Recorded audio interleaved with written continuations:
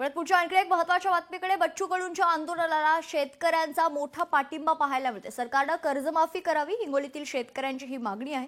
हिंगोली जिल्ह्यात अतिवृष्टीने शेतकऱ्यांच्या सोयाबीन पिकांचं मोठं नुकसान झालंय आणि त्यानंतर आता परतीच्या पावसाने कापूस पिकांचं मोठं नुकसान झालंय आणि त्यामुळे शेतकरी हतबल झाल्याने शेतकऱ्यांची कर्जमाफी करावी अशी मागणी शेतकरी करतात। हिंगोलीतील शेतकऱ्यांनी बच्चू कडू यांच्या आंदोलनाला पाठिंबा देत सरकारने कर्जमाफी करावी अशी मागणी हिंगोलीतील शेतकरी करतात। याच शेतकऱ्यांसोबत बातचीत केली आहे लोकशाहीचे हिंगोलीचे प्रतिनिधी गजानन वाणी यांनी।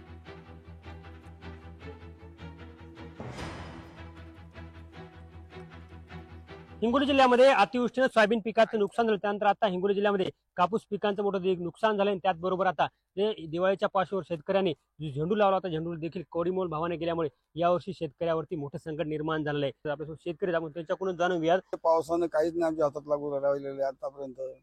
सोयाबीन गेला, कापूस गेला, काहीच हाती राहिलेलं नाही आमच्या आता। आमचा एकच अपेक्षा की सरकारने कर्जमाफी करावं। त्यासाठी आम्ही बच्चू भाऊ जे कडू आंदोलन उभं केलंय आणि त्या पाठीशी उभे राहणार। त्याच्या सगळं उद्ध्वस्त झालं, काय राहिलं दिवाळी नाही। कशी गेली आपली? दिवाळीला काही पैसेच नाही का? कशाने दिवाळी करता? अंधारात दिवाळी गेली, पैसेच नाही। सरकारने टाकले टाकतो अजून ते आले नाहीत कोणाला। कापूस नाही, सोयाबीन नाही, काही नाही। सगळं आमचं कर्जमाफी करा, बच्चू कडूच्याच मागाय मी राहणार। माझी एकच विनंती आहे की बापा सरकारनं सरसकट कर्जमाफी करावी आणि जे बच्चू भाऊनं लढा उभा केलाय आणि त्याच्यासाठी आम्ही आपले दिवस रात्र करून त्याच्या आंदोलनाला पाठिंबा आहे।